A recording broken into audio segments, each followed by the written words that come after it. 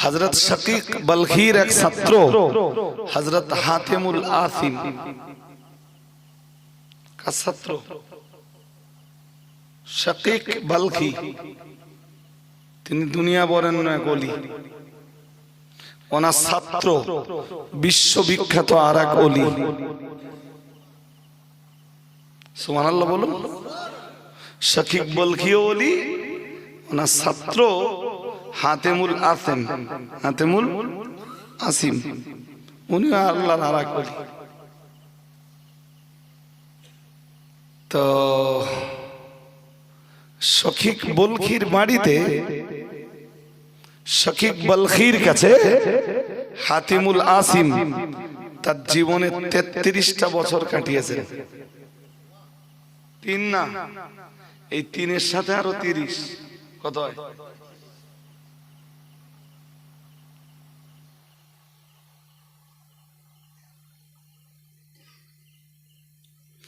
পীর হওয়ার 5টা শর্ত আছে।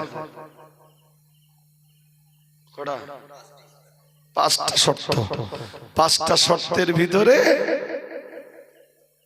জি 5 নম্বরের শর্তই হলো আনতাসাহাবা দাহরান দাহরান তাবিলা, লম্বা সময় ধরে কোন খাঁটি পীরের কাছে থাকা।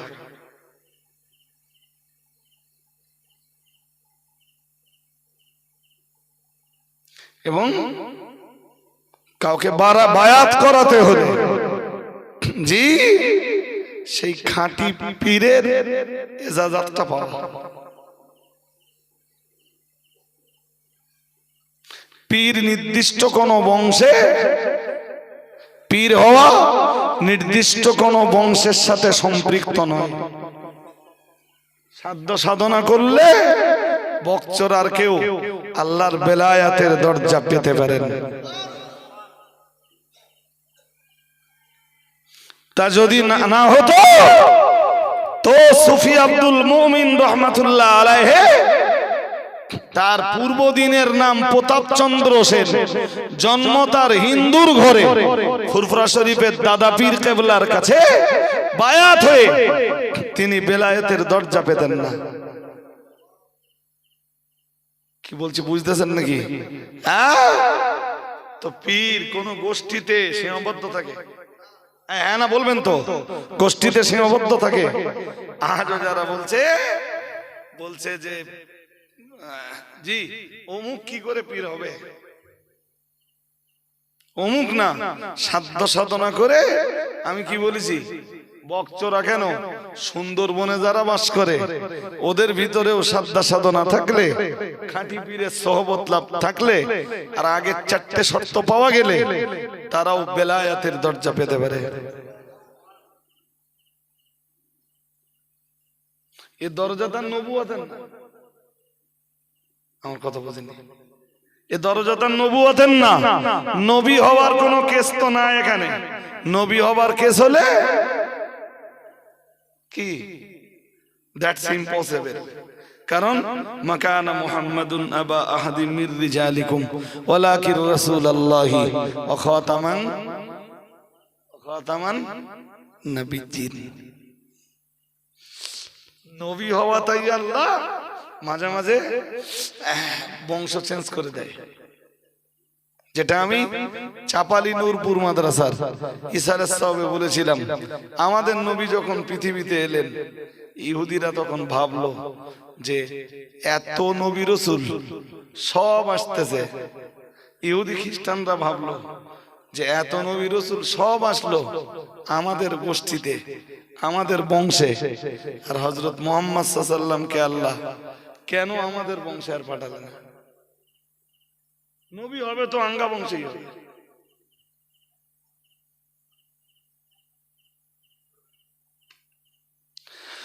কোন বংশ থেকে আল্লাহ কাকে নবী বানাবেন সেটা ভালো জানেন কে? জোর করে বলেন। আর কোন বংশের ভিতরে আল্লাহ বেলায়াত দেবেন জি সেটা ভালো জানেন কে?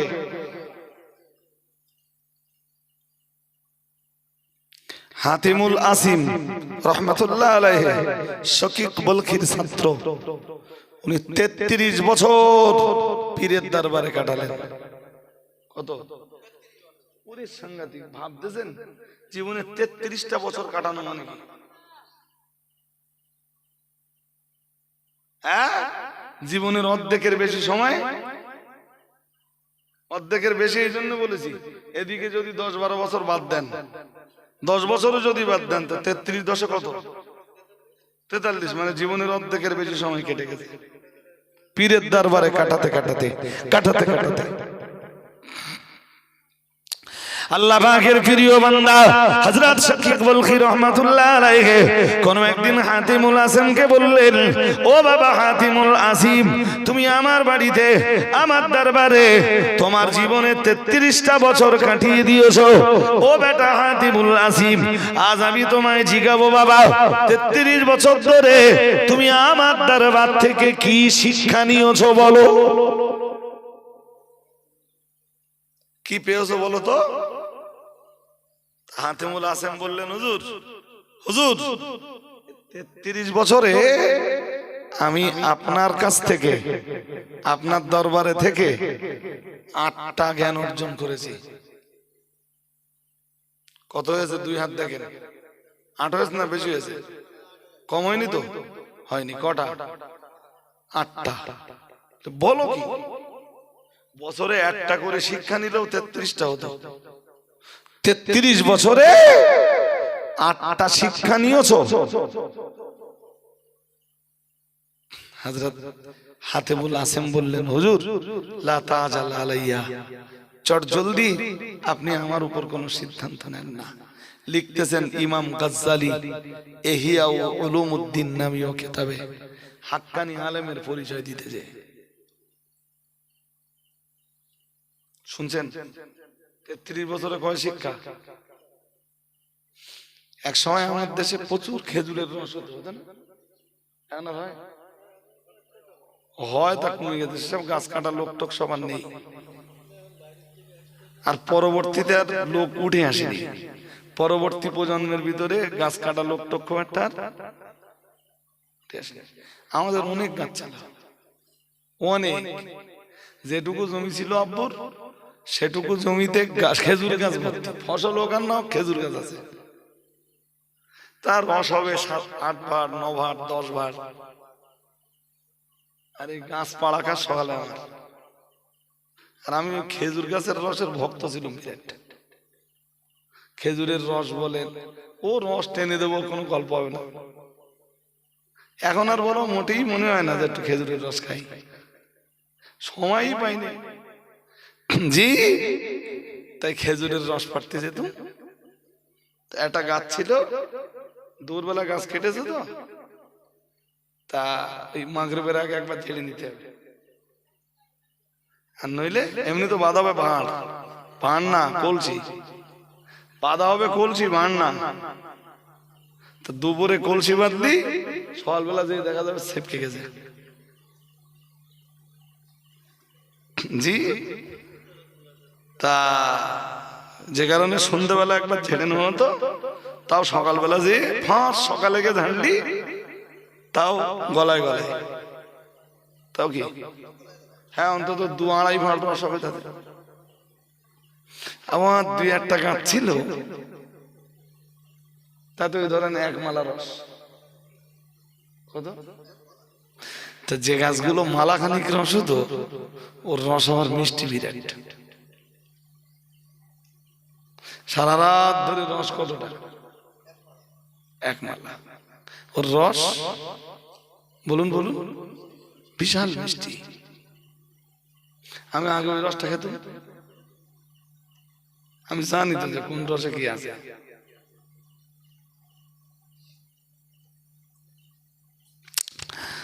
তো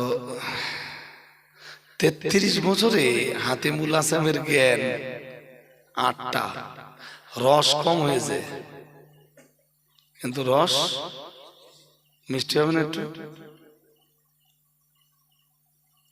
33 বছরে 8টা জ্ঞান, বলো কি আমার দরবারে তোমার থাকতে হবে না, যাও। আল্লাহ পাকের ওলি আল্লাহর প্রিয় বান্দা হযরত হাতিমুল আসিম রাহমাতুল্লাহ আলাইহিকে ডাক দিয়ে ওনার হুজুর বললেন, যাও আমার দরবার থেকে চলে যাও, আর তোমায় থাকতে হবে না। আল্লাহর পিয়ারা বান্দা হাতিমুল আসিম বললেন, জি হুজুর, আপনি লা তাজাল আলাইয়া, চটজলদি আমার উপরে কোনো সিদ্ধান্ত নেবেন না। হুজুর, অন্তত 8টা জ্ঞান আমি 33 বছরে হাসিল করেছি। হুজুর, ওই 8টা জ্ঞানের একটা গানের কথা অন্তত আমায় বলতে দেন। আল্লাহ পাকের প্রিয় বান্দা হযরত শকীক বলখী রাহমাতুল্লাহ আলাইহি ওনার ছাত্রকে একটু সুযোগ দিলেন, বললেন, বলে হাতিমুল আসিম, ওই 8টা জ্ঞানের কি কি জ্ঞান তুমি অর্জন করেছো?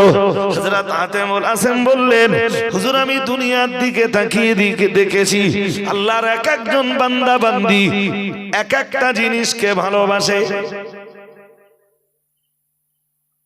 দুই একজন দেখবেন ঘর বাড়ি এত ভালোবাসে, গ্রিলি পর্যন্ত একটু ধুলো ভর্তি দেয় না। আছে না? নেই? কিছু বলে না? আছে? আছে। বিরাট ভালোবাসে ঘর বাড়ি। একটুখান কোথাও রং ছুটি গেছে, ছোট্ট একটা কুটো কিনে এনেছে, নিজে নিজে ওইটা রং করবে। ঘর বাড়ি যেন খারাপ না দেখায়। 10 বছর আগে লোকেরা বাড়িটা যেমন দেখতো আজও তেমন দেখছে। হাতিমুল আসিম বললেন, হুজুর, পৃথিবীতে কিছু মানুষ আছে ঘর বাড়ি না বিরাট ভালোবাসে। তাহলে আর পৃথিবীতে কিছু মানুষ আছে হুজুর বাহন বিরাট ভালোবাসে। বাহন মানে গাড়ি। তখন তো এরকম গাড়ি ছিল না। আমার দেখা, জানেন, সাইকেলটা পর্যন্ত বাড়ি এসে খুব ফাইন করে বসবে, স্ট্যান্ড ফেস্ট্যান্ড সব। সাইকেলের কোথাও আপনি ধুলো পাবেন না। সাইকেলের বয়স 10 বছর হয়ে গেছে, আজও আপনি দেখলি মনে হবে নতুন, ঝক ঝক ঝক ঝক করতেছে। স্ট্যান্ড দেবে যেখানে, স্ট্যান্ড যেখানে দেবে ওখানে আগে একটা খবরের কাগজ বিস্কে দেবে। সাইকেলের চাকা দুটো যেখানে থাকবে সেও খবরের কাগজের উপরে থাকবে। শুনছেন? গাড়িকে ভালোবাসা কিছু মানুষ আছে না? হ্যাঁ না জোর করে বলেন, আছে না? গাড়ির যেন কিচ্ছু না হয়। হাতিমুল আসিম বললেন, হুজুর, পৃথিবীর দিকে তাকিয়ে দেখেছি আমি, পৃথিবীতে না কিছু মানুষ বাহন গাড়ি ঘোড়া খুব ভালোবাসে, বিরাট ভালোবাসে। আবার কিছু মানুষ দেখবেন পৃথিবীতে আছে, টাকা খরচ হয় বলে বাড়ি ভালো করে না। ওই 2 তলা পর্যন্ত করে দেখেছে, পয়সা আছে, প্লাস্টারটাও করে না। মায়া কিসের উপরে? ব্যাংক ব্যালেন্স বলো 2-5 লাখ টাকা 10 লাখ টাকা আছে, বাড়িতে খুঁজলেও হয়তো 2-4 লাখ টাকা পাওয়া যাবে, 2-5 লাখ টাকা হয়তো পাওয়া যাবে। ব্যবসায় ওই পরিমাণ টাকা আছে, তার চেয়ে বেশি টাকা আছে। বাট একটা ভালো ঘড়িও কোনোদিন পরে না, একটা মোবাইলও। ওর নেশা টাকা হলে ব্যাংকে রেখে। তাহলে কিছু মানুষ আছে টাকার প্রতি বিরাট মহব্বত। ও পাশে একটা জমি বিক্রি আছে, তো কেন না? ও আসক্ত কিসে? কিছু মানুষ আছে দেখবেন টাকা আছে, সোনা দানার প্রতি একটা আসক্তি আছে। দোকানে চলে গেল, 2 ভরি সোনা কিনে আনলো। আছে না পৃথিবীতে? হ্যাঁ। তাহলে কারোর মহব্বত সোনা দানায়, কারোর মহব্বত শুধু টাকা পয়সা সঞ্চয়, কারো বা মহব্বত বাড়িতে, কারো বা মহব্বত গাড়িতে। আবার দেখবেন যারা চাষিবাসী মানুষ, জলকর করা মানুষ, তা টাকা যখন আছে বিঘে 5 জমি কেনা যাবে, জল করে 5 বিঘে কিনে রাখি, কিছু না হলেও একটা লিজ তো পাবো। ওদের দেখবেন চাষিবাসী জলকর করা মানুষ যারা, তাদের এই জমি জায়গার প্রতি একটা খুব। একটা জমি বিক্রি হচ্ছে তো 10-12 লাখ টাকা দাম বলেছে, তো কুড়িয়ে বুড়িয়ে 7 লাখ টাকা এখানে গেছে। তাহলে কিছু টাকা ধার করছি, আর একটা জমি বন্ধক রেখে দেবো, দিয়ে জমিটাকে ধরে নেই, তারপরে এই বন্ধকটা পরে ছেড়ে দেবো। আছে না? হাতিমুল আসিম বললেন, হুজুর, কারোর ভালোবাসা জমি জায়গায়, কারোর ভালোবাসা টাকায়, কারোর ভালোবাসা সোনা দানার উপরে, কারোর ভালোবাসা বাড়ির উপরে, আর কারোর নেশা গাড়ির উপরে। কিন্তু আমি না হুজুর, হিসাব করে দেখেছি, আল্লাহ পাকের পিয়ারা বান্দা আল্লাহর ওলি বান্দা হাতিমুল রাসিম রাহমাতুল্লাহ আলাইহি বললেন, হুজুর যারা গাড়িকে ভালোবেসেছে এরা যেদিন বিদায় নেবে, না না না না না, গাড়ি এদের সঙ্গে যাবে না। টাকা পয়সা যারা ভালোবেসেছেন এরা যেদিন বিদায় নেবে এদের টাকা পয়সা এদের সঙ্গে যাবে না। বিল্ডিং অট্টালিকা প্রাসাদের আর বিরাট বিরাট বিরাট বিরাট বাংলোর নেশায় যারা মেতে উঠেছে এদের ঘর বাড়ি এদের অট্টালিকা এদের প্রাসাদ এদের মানে এদের বিল্ডিং এরা যেদিন মারা যাবে, না না না না না, এদের সঙ্গে যাবে না।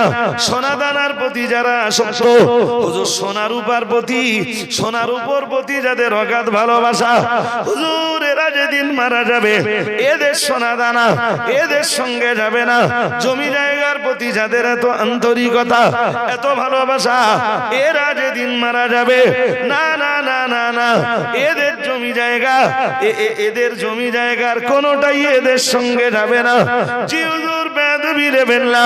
তামাম দুনিয়ার মানুষদের দিকে তাকিয়ে দেখেছি, দুনিয়ার মানুষ যে মানে যে মানুষটা দুনিয়ার যে সম্পদ ভালোবাসে, হুজুর এরা মারা যাবার পরে কোন সম্পদই এদের সাথে কবরে যাবে না। হুজুর 33 বছর ধরে আপনার দরবারে কাটিয়ে কাটিয়ে আমি 8টা জ্ঞান অর্জন করেছি, আর ওই 8টা জ্ঞানের ভিতরে আমার প্রথম জ্ঞান হলো, হুজুর আমি তাই দুনিয়ার টাকা পয়সার প্রতি মহব্বত করিনি, আসক্ত হয়ে পড়িনি। হুজুর আমি জমি জায়গার প্রতি আসক্ত হয়ে পড়িনি। হুজুর আমি বাড়ি আর গাড়ির উপরে আসক্ত হয়ে পড়িনি। হুজুর আমি অন্য কোন সম্পদ অর্জনের প্রতি আসক্ত হয়ে পড়িনি। হুজুর আমি 33 বছরে আমি 1 নম্বরে যে জ্ঞানটা নিয়েছি সে জ্ঞানটা হলো আমি এমন একটা জিনিসকে মহব্বত করেছি যে জিনিসটা আমার ইন্তেকালের পরেও আমার থেকে আলাদা হয়ে যাবে না যাবে না যাবে না। হুজুর আমি কবরের ভিতরে গেলেও আমার মহব্বত ভালোবাসার জিনিসটা আমার সঙ্গে কবরে চলে যাবে। হুজুর তো চমকে গেলেন, বলো কি বলো কি? জি হুজুর আমি ওই যে জিনিস আমার সঙ্গে যাবে না মরবার পরে ওরকম কোন জিনিসকে আমি ভালোবাসিনি, অস্থায়ী কোন জিনিসকে আমি ভালোবাসিনি। হুজুর হুজুর বেয়াদবি নেবেন না। আমি চাইলে টাকা পয়সার প্রতি আসক্ত হতে পারতাম, সোনা দানার উপরে আসক্ত হতে পারতাম, ঘর বাড়ির উপরে আসক্ত হতে পারতাম, জমি জায়গার উপরে আসক্ত হতে পারতাম। না না না না না, জমি জায়গার উপরে আসক্ত হলে আমার জমি জায়গা তো আমার সঙ্গে যাবে না, সোনা দানা আমার সঙ্গে যাবে না, আমার সঙ্গে টাকা পয়সা যাবে না, ঘর বাড়ি বিল্ডিং অট্টালিকা আমার বাহনগুলোর আমি বাহনের প্রতি আসক্ত হলে না না না না না, আমার বাহন তো আমার সঙ্গে কবরের ভিতরে যাবে না। হুজুর বেয়াদবি নেবেন না।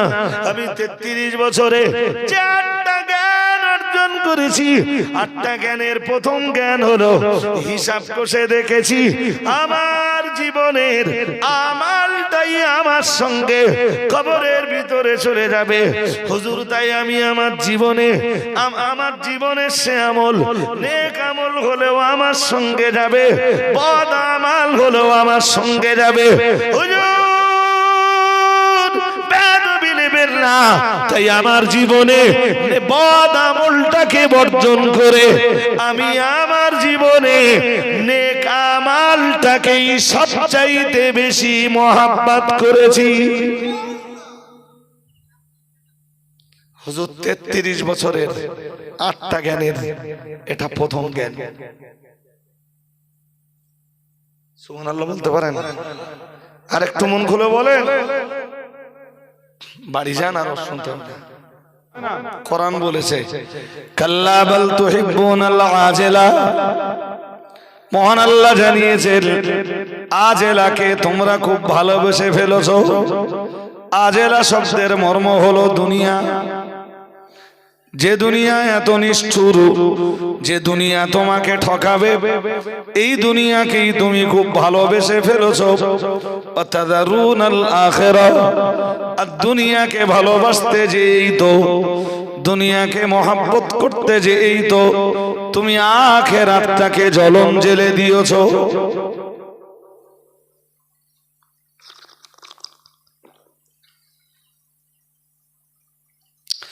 এই দুনিয়ার ভালোবাসা তোমাকে 6 কে 9 দিকে, 6 কে 9 দিকে ঠেলে দিয়েছে। এই দুনিয়ার অর্থের ভালোবাসা তোমাকে অন্যায়ের দিকে ঠেলে দিয়েছে, অবিচারের দিকে ঠেলে দিয়েছে, জুলমের দিকে ঠেলে দিয়েছে। এই দুনিয়ার নেতৃত্বই তো তোমাকে পাপের দিকে, তোমাকে পাপের দিকে ঠেলে দিয়েছে। এই দুনিয়ার কর্তৃত্বই তো তোমাকে অপরাধ রাজ্যে বিচারণ করাচ্ছে, অপরাধের রাজ্যের দিকে ঠেলে দিয়েছে। কিন্তু তুমি কেমনে ভুলে গেলে এই দুনিয়া তো চরম নিষ্ঠুর। তোমার নেতৃত্ব তোমায় বাঁচাতে পারবে না, তোমার কর্তৃত্ব তোমায় বাঁচাতে পারবে না, তোমার সম্পদও তোমায় বাঁচাতে পারবে। তোমার সম্পদ তো তোমার সঙ্গেই যাবে না।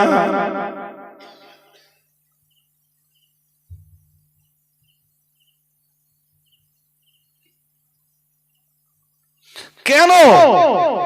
এই নিষ্ঠুর পৃথিবীটাকে পাওয়ার জন্য তুমি এত লালায়িত হয়ে পড়েছো। হালাল ভাবে যেটুকু হয় করো জি, আর ওর ভিতর দিয়েই এই পৃথিবীতে অবস্থান করে, পৃথিবীতে অবস্থান করে তুমি আখিরাতটাকে ধরে নাও।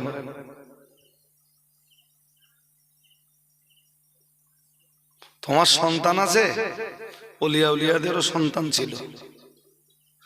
দুনিয়ার যেসব আম্বিয়ায়ে কেরাম আল্লাহর কাছে, দুনিয়ার तमाम আম্বিয়ায়ে কেরাম যারা আল্লাহর কাছে সর্বাপেক্ষা প্রিয়, তাদেরও তোমার মতো সংসার ছিল, তাদেরও আলা ওলাদ ছিল।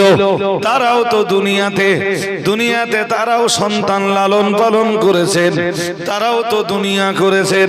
কিন্তু দুনিয়ার এসব সালফে সালেহিনরা, আম্বিয়ায়ে কেরামরা, আসফিয়ায়ে ইযামরা, সম্মানিত ওলিয়া উলিয়ারা, তারা দুনিয়ার ভিতর দিয়েই তো, দুনিয়ার সালেহিন বান্দারা, আল্লাহ পাকের নেক বান্দারা, তারা তো দুনিয়ায় টিকে থাকবার ভিতর দিয়ে পরকালটাকে গুছিয়ে নিয়েছেন।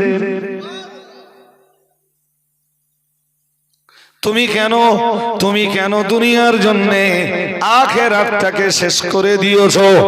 এর জন্য তোমাকে একদিন আফসোস করা লাগবে।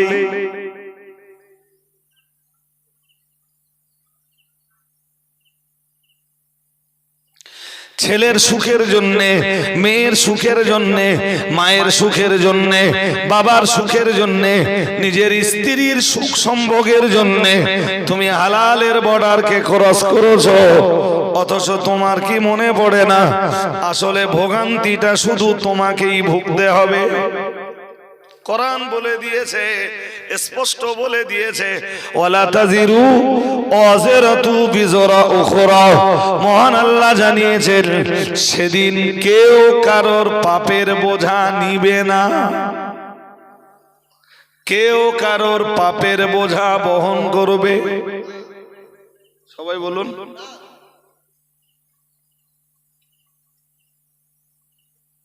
তোমার ছেলে কোথায় থাকবে ওই ভাবনা ভাবতে যে হারাম উপার্জন করে সেই উপার্জনের বাড়ি করে দিয়েছো, হাসরের ময়দানে এই হারাম উপার্জনের দায় তো তোমার ছেলে নেবে না। তোমার স্ত্রীর চাহিদা পূরণ করতে যে হারাম পথ ধারণ করেছো, কিন্তু এই হারাম পথ ধারণের দায় তো তোমার স্ত্রী সেদিন নেবে।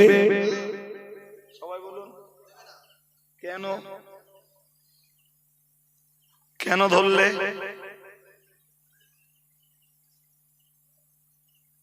দুনিয়াতে দুটো ভালো খাওয়ার জন্য তুমি হালালের বর্ডার ক্রস করে হারামের রাস্তা ধারণ করেছো।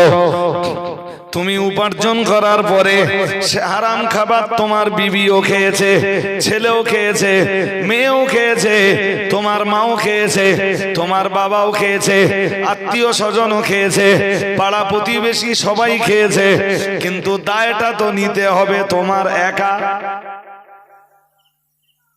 হ্যাঁ কিনা জোর করে বলেন। তো কেন তুমি হালালের বর্ডার ক্রস করে হারামে ঢুকছো?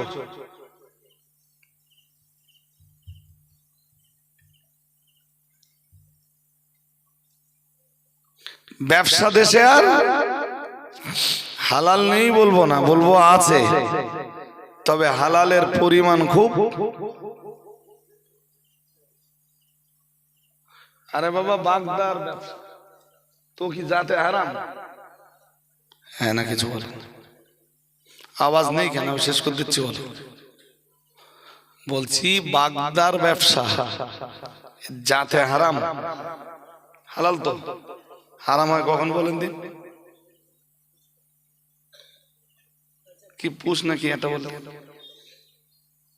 কি পুষ করে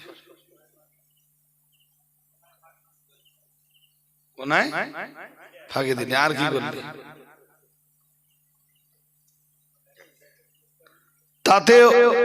তাতে যে কোনো অবৈধ পন্থা অবলম্বন করলে। কেউ মাছ 600 টাকা কিনে 620 টাকা বিক্রি করছে, ওতে 1 টাকাও ভেজাল নেই তো।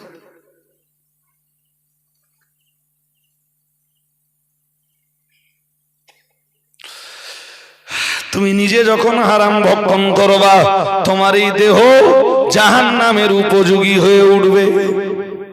হাদিস শরীফ বিবরণ দিয়েছে মুহাম্মদুর রাসূলুল্লাহ সাল্লাল্লাহু আলাইহি ওয়াসাল্লাম, নবী আমার জানিয়ে দিয়েছেন, ও সাহাবীরা মনে রাখো, আমি মুহাম্মদুর রাসূলুল্লাহ সাল্লাল্লাহু আলাইহি ওয়াসাল্লাম, আমি আল্লাহ পাকের নবী বলছি, লা ইয়াদখুলুল জান্নাতা জাসাদুন গুদিয়া বিল হারাম ও কামা ক্বালা আলাইহিস সালাম।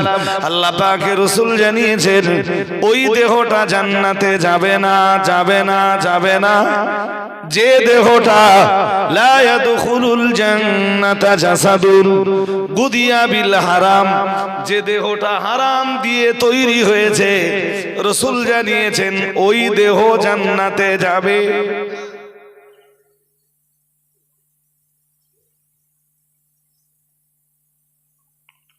মনে পড়ে না আপনাদের? একটা সহজ কথা এবার বলি, যদিও হয়তো আপনারা কোনোদিন ভাবেননি, একটু ভাবাই। আদম আর হাওয়া জান্নাতের ভিতরে ছিলেন, মহান আল্লাহ বললেন, ইয়া আদম উসকুন আনতা ওয়া যাওজুকাল জান্নাতা, ও আদম আর ও হাওয়া, তোমরা দুজনেই জান্নাতে অবস্থান করো। সুবহানাল্লাহ। আরেকটু মন খুলে বলেন, আদম আর হাওয়া কোথায় ছিলেন? ওই জান্নাতের আরাম আয়েশ সবকিছু নিচ্ছিলেন জান্নাতের ভিতর থেকে।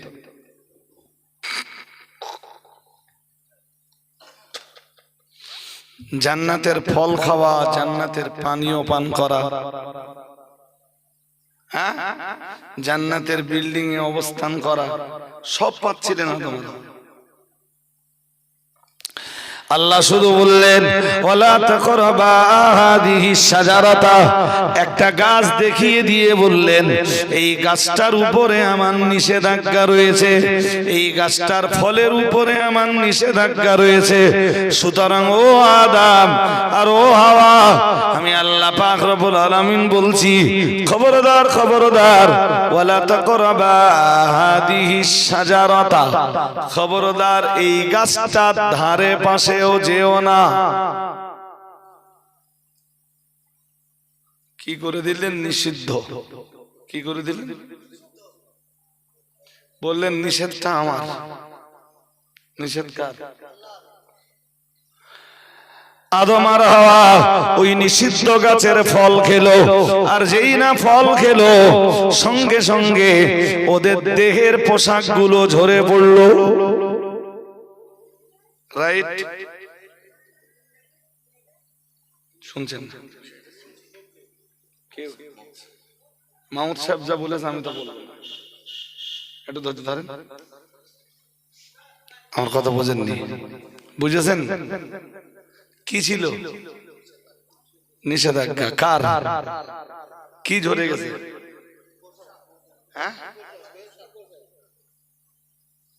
আর ছিল ভিতরে, আসতে হয়েছে কোথায়? জান্নাতের বাইরে। এই দুনিয়াতে এবার তাকিয়ে দেখুন, বহু জিনিসের উপরে আল্লাহর নিষেধাজ্ঞা রয়েছে, আছে না নেই?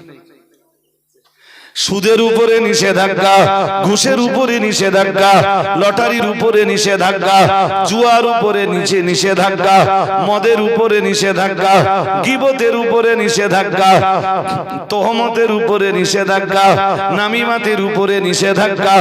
আদম আর হাওয়া জান্নাতের এই নিষেধাজ্ঞাকে অবমাননা করার কারণে তাদের দেহ থেকে জান্নাতের পোশাক ঝরে গেল।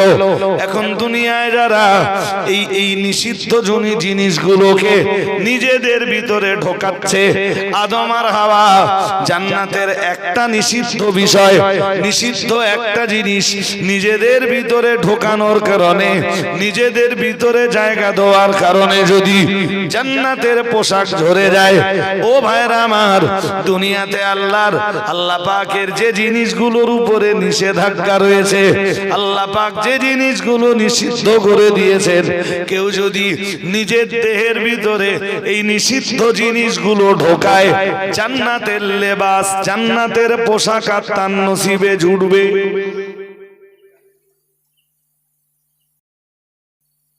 জুড়বে? মাহমুদ সাহেব এই কথাটা বলিনি, এভাবে বলেছিলেন। হ্যাঁ, আদম আর হাওয়া ছিলেন ভেতরে, নিষিদ্ধ জিনিস ভেতরে ঢোকানোর কারণে আসতে হয়েছে জান্নাতের বাইরে। তুমি আল্লাহর বান্দা, কেমনে ভাবতে পারো যে আল্লাহর নিষিদ্ধ জিনিসগুলোকে ভিতরে ঢোকাবো আর ও আল্লাহ ওই জান্নাতের ভিতরে তোমারে ঢোকাবে?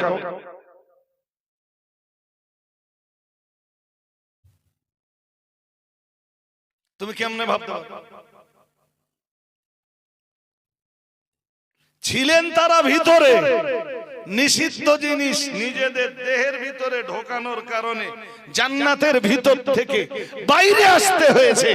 তুমি আল্লাহর বান্দা, কেমনে ভাবতে পারো যে দুনিয়ায় যেই জিনিসগুলো আল্লাহ নিষেধ করে দিয়েছেন, নিষিদ্ধ করে দিয়েছেন, সেগুলো তোমার ভিতরে ঢুকবে আর তোমার এই দেহটাকেই আল্লাহ আবার জান্নাতে ঢোকাবে? কি করে ভাবতে?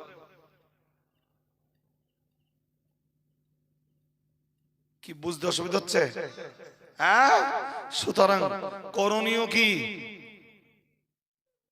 যদি মনে হয় যে পরকালে আমাকে জান্নাত পেতে হবে, আমি জাহান্নামের জ্বলন সইতে পারবো না, তাহলে নিষিদ্ধ তথা হারাম জিনিসগুলোকে নিজের দেহ থেকে বাদ দেন। ওই কথাটা বোঝাতে রাসূল সোজা একটা কথা বলেছেন, একটা হাদিস, যে হাদিসটা আমি আগে পড়েছি। নবীজি বলেন, লা ইয়াদখুলুল জান্নাতা জাসাদুন, নবীজি বলেন জান্নাতে ঢুকবে না ওই দেহ গুদিয়া বিল হারাম, যে দেহটা হারাম দিয়ে তৈরি হয়েছে। কি দিয়ে?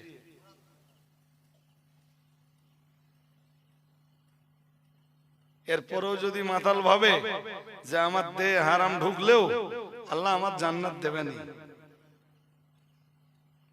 দিতে পারে। তোমার যদি চিন্তায় হয় আর তোমার গা হুজুরও যদি তাই বলে, তো তাই। তোমাদের দেহের ভিতরে লুকিয়ে থাকা রূহটাকে তিনি আলাদা করে দেবেন।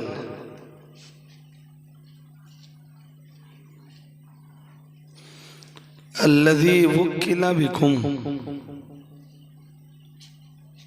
যাকে তোমাদের মৃত্যু ঘটানোর জন্যই নিয়োগ পত্র দেওয়া আছে।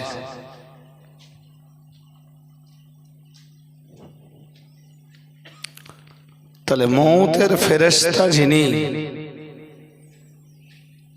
আল্লাহ পাক পুরা মওতের দপ্তরটাকে তার কাছে দিয়ে দিয়েছেন এবং প্রত্যেকটি মানুষের দুনিয়াবি সময়কাল তিনি বেঁধে দিয়েছেন।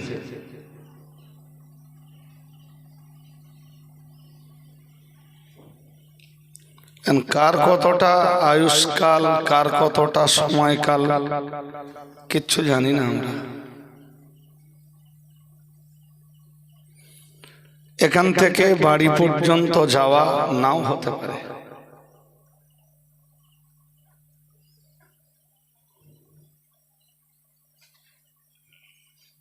আপনি যদি মনে করেন যে আমি মারা গেছি,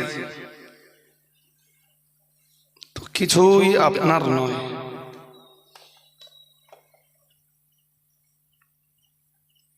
কোনোটাই আপনার নয়। এমনকি গায়ের যে জামা কাপড়গুলো রয়েছে, এগুলো দুনিয়ার মানুষেরাই খুলে নেবে,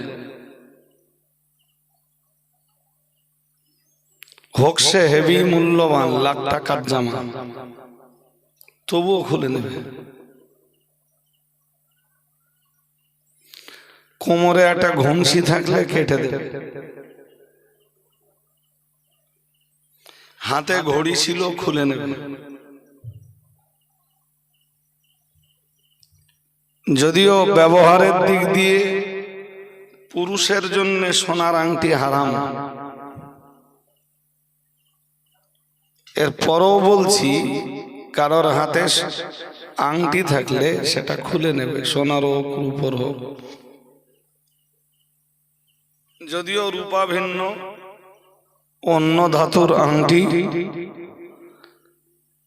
মাসলায় জায়েজ নেই। অনেকে তামার আংটি পরে, দস্তার আংটি পরে, লোহার আংটি পরে। তো হাতে আংটি থাকলে খুলে নেবে। ঘড়ি থাকলে খুলে নেবে। পকেটে টাকা পয়সা থাকলে বার করে নেবে।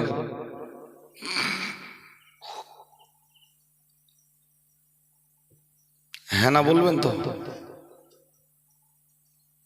না কোনোটা রেখে দেবে?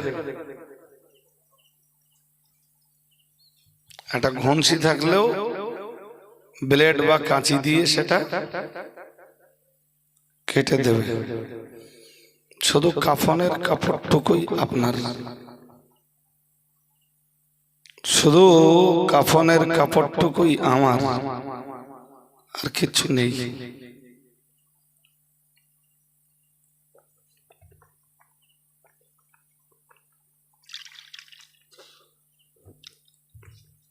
ব্যাস, এরই নাম দুনিয়া। এই দুনিয়া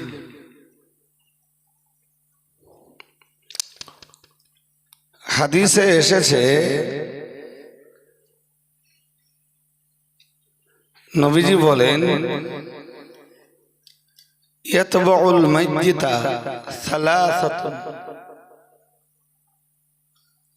নবীজি বলেন তিন জিনিস মানুষকে অনুসরণ করে।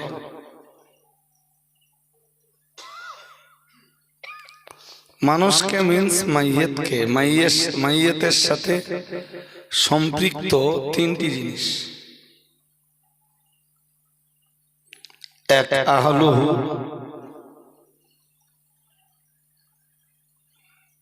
ওটাকে এক না বলে যদি আর একটু বলি, এক মালুহু, তার সম্পদ।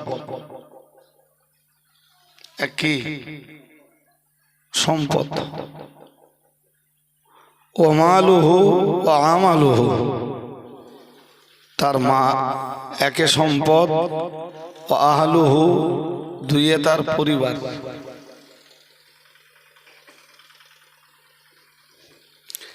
আমার পরিবার আমাকে খুব ভালোবাসে, আপনার পরিবারও আপনাকে খুব ভালোবাসে। আপনি যেই হন, আপনার পরিবারের কাছে আপনি ভালো।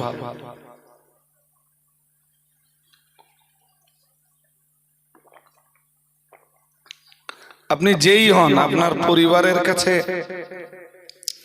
পরিবারের সদস্যদের কাছে আপনার ভালোবাসা আছে, আছে না নেই? কিছু বলেন না কেন, মুখ বন্ধ কেন, বলবেন তো? নেই?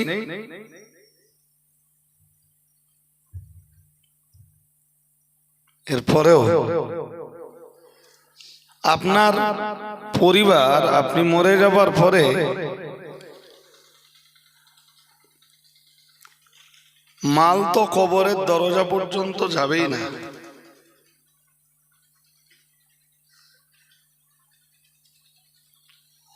ব্যাংক ব্যালেন্স ও তার দেহের সাথে জড়িয়ে নেই।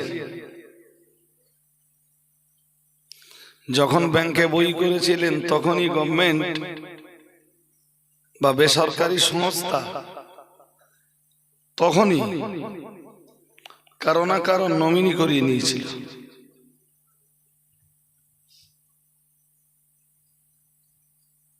তাই নিয়ম, তাই তো নাকি? নমিনি বাইদি ভাই আপনি মারা গেলে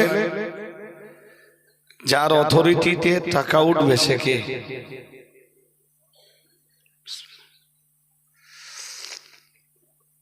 যদিও সে অনেকটা ঝামেলার ব্যাপার, তবু নমিনি কারোর মৃত্যুর পরে টাকা তুলতে পারে, সেখানেও মৃত ব্যক্তির ডেথ সার্টিফিকেট ইস্যু করতে হবে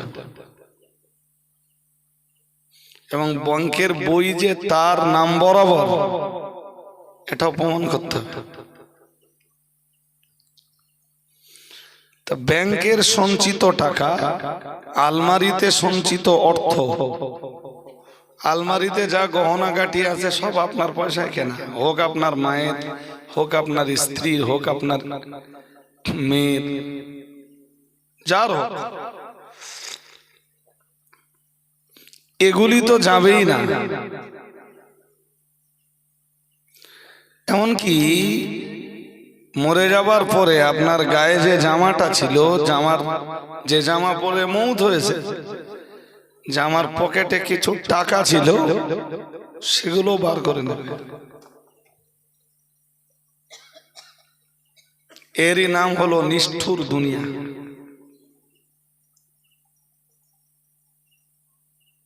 কি দুনিয়া? এ দুনিয়া এতটাই নিষ্ঠুর।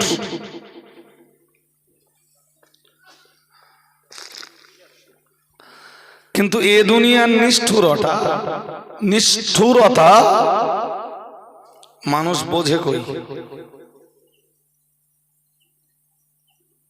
পকেটে টাকা থাকলে জামা খোলার আগে টাকা বার করে নেবে। ওই টাকার ভাগ বাটরা নিয়ে অরেসরাই ঝগড়া করবে। কেউ নেই, দুটো ভাই আছে তো তারাই গোলমাল পাকাবে। কেউ নেই, তিনটে ছেলে আছে, ওরাই গোলযোগ করবে।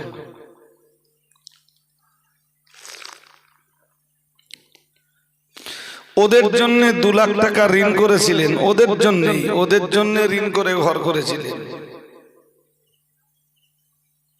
হয়তো সহজে ওরাই আপনার সেই ঋণের বোঝা নিতে চাইবে না। এরই নাম নিষ্ঠুর পৃথিবী।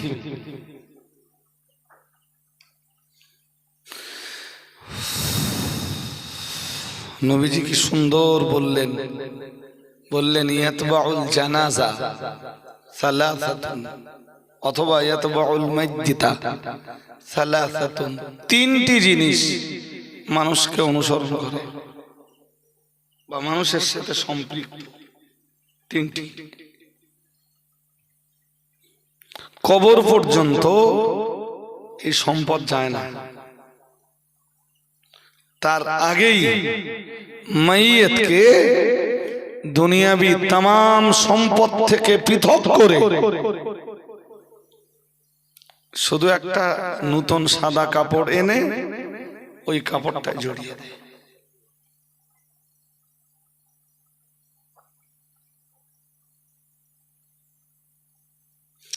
এই কন্ডিশনে একদিন মোকাবেলা আমাকেও করতে হবে। গাড়ি পড়ে থাকবে, বাড়ি, কথা বলেন, বাড়ি, আপনি কোটি টাকা দিয়ে ঘর করেছেন, মরে যাবেন, ঘরের ভিতরে আর আপনার জায়গা নেই,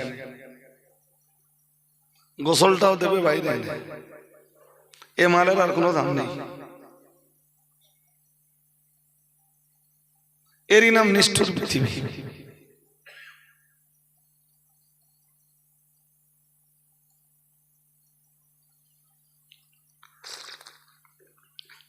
সন্ধ্যা থেকে কি কি ওয়াজ হয়েছে কিচ্ছু জানি না ভাই।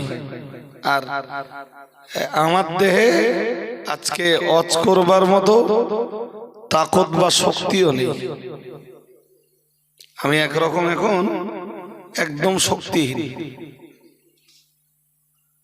উঠে দাঁড়াচ্ছি তো মাথা ঘুরছে।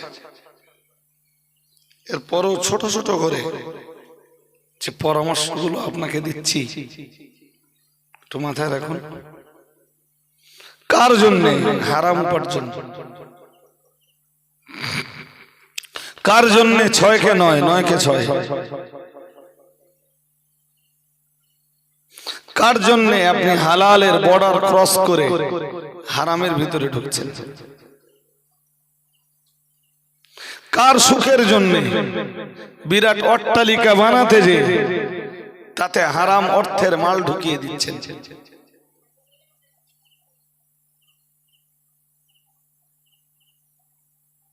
কার সুখের জন্য?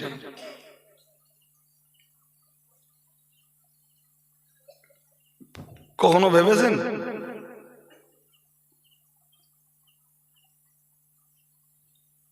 কার সুখের জন্য আপনি ব্যবসা বাণিজ্যের আঙিনায় দাঁড়িয়ে মিথ্যা বলছেন, চিটিংবাজি করছেন, ধোঁকাবাজি করছেন? যে দুনিয়া এতই নিষ্ঠুর, যে দুনিয়া আপনাকে চেনে না।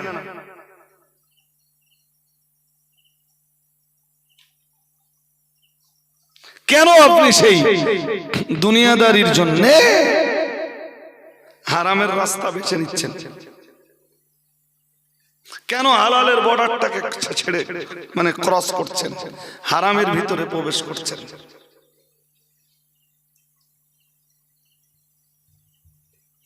চোখের সামনেই তো দেখছেন যে গড় হায়াত প্রায় কম বেশি 55 থেকে 60। দেখতে দেখতে আপনার আমার 40, 45, 50, 55 তো হয়েই গেছে। আর কতদিন ভাবছেন দুনিয়াতে থাকবেন? মনে পড়ে না রাসূলের কথা? মনে পড়ে না? আমার কথা শোনার জন্য আমি তো জোর জবরদস্তি করিনি। তোমার কাছে যত ভালো ভালো হুজুর আছে, আঙ্গা তত ভালো হুজুর কি তোমরা হুজুর পারলি আলহামদুলিল্লাহ। আমার আর আপত্তি থেকে তাতে কি আছে? বাট আমি এই ঘরোয়া মজলিসে বসে দোয়া সবরেসানের আগে যে কথাগুলো বলছি, এই কথাগুলো একটা কথা না, এর প্রত্যেকটা কথায় রয়েছে হিকমত। কিসে তুমি দুনিয়ার রসে রসছ? কিসে তুমি দুনিয়ার মজায় মজছো? জি, এই হাতেমুল আসিমের এই কথাটা নিয়ে ভাববেন।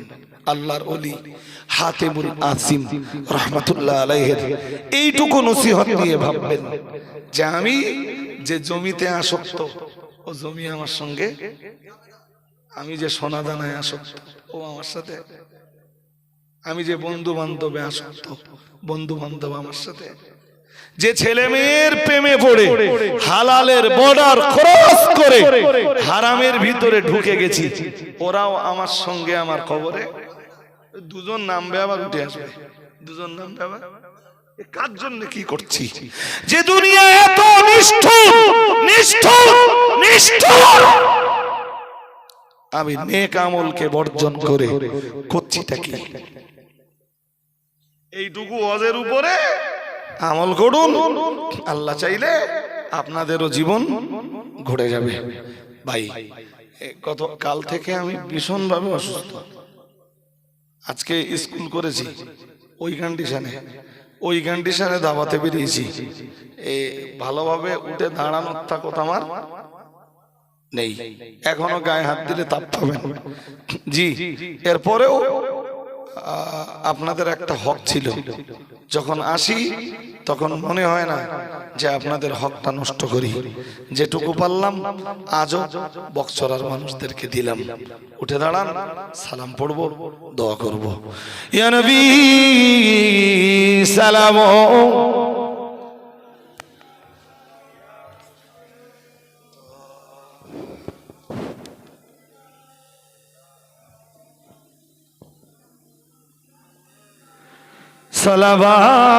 সালাওয়াতুল্লাহ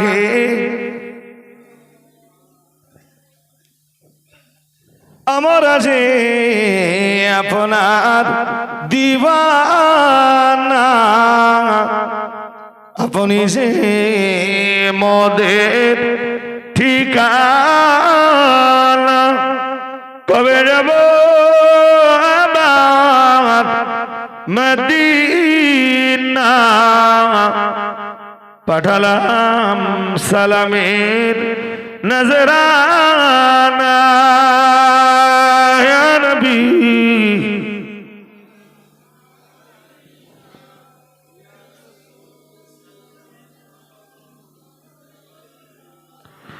ইয়া হাবিবি সালাম আলাইকা,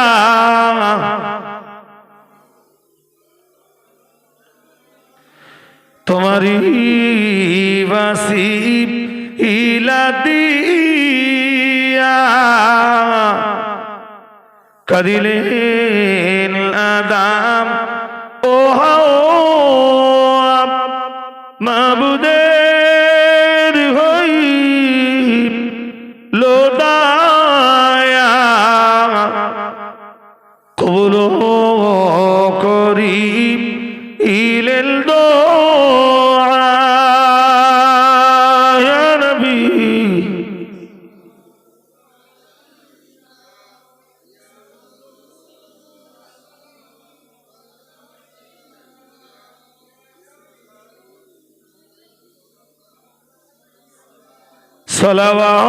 সালাওয়াতুল্লাহ। يا رب سلم وسلم دائما أبد على نبيك خير الخلق كلهم بجر मेरी दरूद و सलाम बरगज़िद नबी पर अपने मुदाम बलग العلا بكماله كشف الدجى بجماله حسنت جميع خصاله صلوا عليه وآله اللهم صل على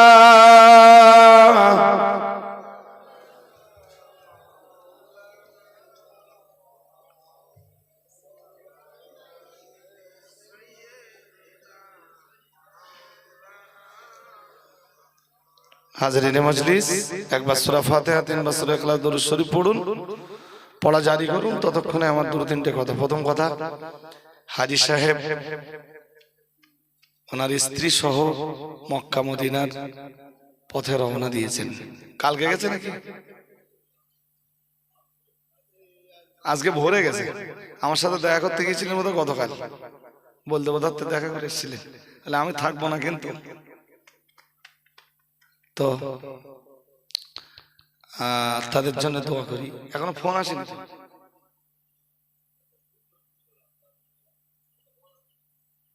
পৌঁছে গেছে দোয়াইতে। তো যাই হোক, আল্লাহর কাছে দোয়া, আল্লাহ নিরাপদে তাদেরকে পৌঁছে দেন এবং যাবতীয় কাজ আদায় করে। হজের সময় প্রচন্ড ভিড় হয়, প্রচন্ড। এই রমজানের সময় হজের চাইতে কোনো অংশ কম না, ভীষণ ভিড় হয়, আমি জানি, যদিও আমি কখনো যাইনি। তো যারা গেছেন তাদের কাছে শুনেছি, জি, তো তাদের এই লম্বা সফর আল্লাহ তাসহিল করে দেন, বলুন আমিন। আর একটা কথা, হাজী সাহেব বিশেষত তার একজন সন্তানকে হারিয়েছেন এবং হাজী সাহেবের আব্বা আম্মা নেই, তাই তো? মানে আপনার দাদা দাদি নেই তো? হাজী সাহেবের আব্বা আম্মা নেই, দাদা দাদি নেই, তাদের সবার জন্য সবরেসানি হবে। এবং আপনারা যারা এসেছেন, আমিও এসেছি, আমার পরিবারের কেউ বাদ যাবে না, এটাই সিস্টেম। কারণ ইসলামে না কৃপণতার কোনো জায়গা নেই। যিনি আয়োজন করেছেন, যারা আয়োজন করেছেন, তাদের কোনো ঘাটতি থাকবে না, সবার জন্য দোয়া হবে। খাদিজার সদস্য এখনো যারা হননি, বকচরায় কাজ বলো ভালো হয়নি। অন্য অন্য গ্রামে যে হারে কাজ হয়েছে, যেখানে বকচরা গ্রামে তো একটা শ্রেণীর মানুষ বিরোধিতা করার থাকলেও আর একটা শ্রেণীতে তো আমাদের ভালোবাসার লোক আছে। যদিও আপনাদেরকে দেখতে হয় বেশি নূরপুর চাপালি মাদ্রাসা, তা আমি তো কখনো বলিনি যে নূরপুর মাদ্রাসার দান বন্ধ করে খাদিজাকে দেন, এটা বলবো না, কোনো দিন বলবো না। বলেছি 100 টাকার একটা সদস্য হবেন খাদিজার, ওই ডাক্তার ভাইকে বললে করে দেবে, ডাক্তার ভাইয়ের কাছে আইডি দেওয়া আছে। তা এইটা কাজটা কেন আগায় না জানি না। এখন সদস্য হলে আপনাদের এখন পয়সা দিতে হবে না, পয়সা সেই রমজানে দেবেন। এই রমজানে বলছি, ইসালের সবের সময় দেবেন। আর রমজান মাসে একবার করে আমি আসি, তা হয়তো সব বাড়ি যাওয়ার কন্ডিশন হয় না, কিছু বাড়িতে যাই। এবছরে ইনশাল্লাহ একটা ডেট করে আসবো। আপনাদের যার যতটা দেওয়ার তাকত আল্লাহর রাস্তায় দেবেন। এই খাদিজার যে বিল্ডিংটা করলাম, কম বেশি 40 লাখ টাকা খরচ হয়ে গেল, 40 লাখ। এখনো ওর আর একটা পার্ট বাকি আছে, সেটা মারতে অন্তত 1,25,00,000 টাকা দরকার। এদিকে তক্তা খুলে আবার ওদিকে লাগাবে, মানে মিস্ত্রি খুব একটা কি, এখন তো 1300 1350 মেয়ে, এর উপরে এই বিপুল খরচ। আপনারা না দিলে আমার জন্য তো কষ্ট হয়ে যাবে, আপনারা বিপুল দেন। এরপরেও বলছি, খাদিজার জন্য, জামিয়ার জন্য আপনারা হাত আর একটু প্রশস্ত রাখুন। আর খাদিজার এই পাটটা ছাদ যখন হবে, তখন আপনাদের কাছে খবর এলে কিছু সিমেন্ট অন্তত আবার দেবেন। হাজী সাহেবের প্রত্যেকটা ছাদে ভালো সিমেন্ট থাকে, তো এই ছাদটার সময় আমি আর খবর টবর দেবো, তার সময় নেই।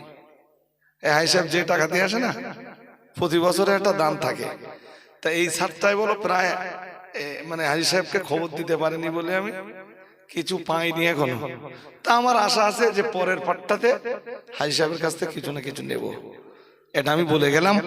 পরের পাটে ছাদের আগে ইনশাল্লাহ খবর পাঠাবো। আল্লাহুম্মা আমিন।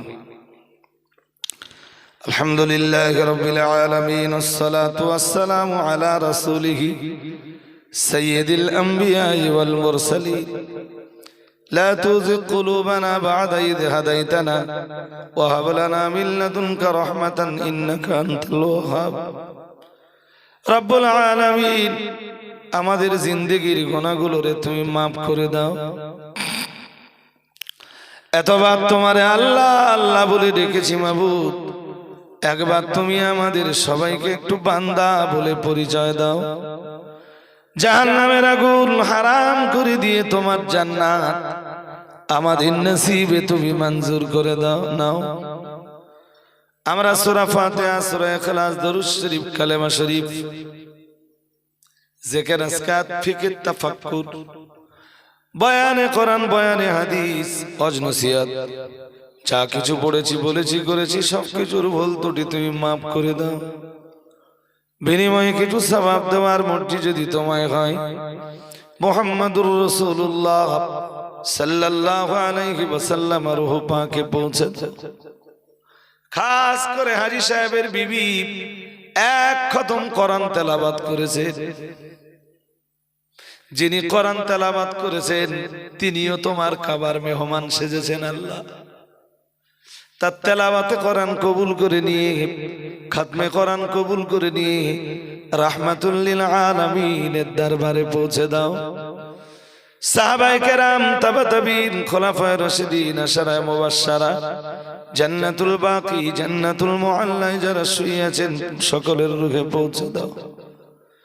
तमाम दुनियार अंबिया औलिया असफिया नजीब नकीब शुहदा मुफस्सिरीन मुहद्दिसीन मुसन्निफीन मुबल्लिगीन फुकाहा उलमा हुफ्फाज हुज्जाज कुल मुमिनिन मुमिनात मुस्लिमीन मुस्लिमातेर ভিতরে যারা এক বিন্দু ঈমান নিয়ে মাটির গহীনে যে আশ্রয় নিয়েছেন আল্লাহ সকলের রূহে তুমি সওয়াব পৌঁছে দাও কবরগুলো তুমি জান্নাতের টুকরা বানিয়ে দাও আমাদের সকলের পীর ও মুর্শিদ ফুরফুরা শরীফে দাদা হুজুর কিবলা রাহমাতুল্লাহ আলাইহির রূহে পৌঁছে দাও দাদা পীরের আওলাদ দাদা পীরের খলিফা মুরিদিন মুহিব্বিন মুতাকিদিন যারা বিদায় নিয়ে কবরে চলে গেছেন সকলের রূহে পৌঁছে দাও খাস করে তার প্রধান খলিফা বসিরহাটের বড় মাওলানা আল্লামা হিন্দ রুহুল আমিন রাহমাতুল্লাহ আলাইহির রূহে পৌঁছে দাও আজ অবধি অল ইন্ডিয়া সুন্নাতুল জামাতের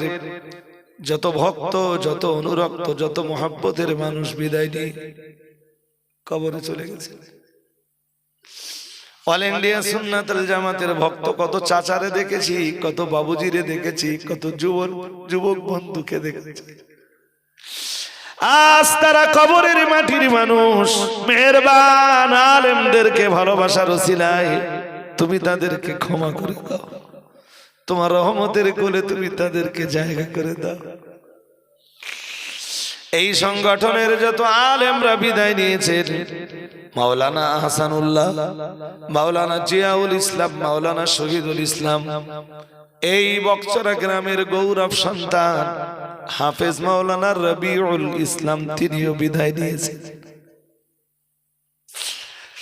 আল্লাহর কত আলেমরা বিদায় নিয়েছেন সকলের রূহে তুমি সওয়াব পৌঁছে দাও সংগঠনের এই সব আলেমদের রুহানি নেক দোয়া তুমি নসিব করো মরহুম মকফুর হাফেজ শামসুর রহমান সাহেব হুজুরের রূহে পৌঁছে দাও তার রুহানি নেক দোয়া নসিবে জারি করে দাও রব্বুল আলামিন আমরা যারা হাত উঠিয়েছি আমাদের কারো বাবা কবরে কারো বাবা কবরে কারো বা ভাই কারো বা বোন কারো বা বেটা কারো বা বেটি কারো বা দাদা দাদি কারো বা নানা নানি কবরে এক বিন্দু ঈমান নিয়ে মাটির গহীনে যে যারা আশ্রয় নিয়েছেন আল্লাহ সকলের রূহে তুমি সওয়াব পৌঁছে দাও আল্লাহ কবরগুলো তুমি জান্নাতের টুকরা বানিয়ে দাও কবরের আযাব গজব তুমি বন্ধ করে দাও আল্লাহ আমাদের শ্রদ্ধা ভাজন হাজী সাহেব তার আব্বা আম্মার রূহের মাগফিরাতের কামনায় তার সন্তান কবরের মাটিতে সন্তানের মাগফিরাতের কামনায় প্রতি বছর এই মজলিসের ইন্তেজাম করেন হাজী সাহেবের আব্বা আম্মার কবরকে তুমি জান্নাতের টুকরা বানিয়ে দাও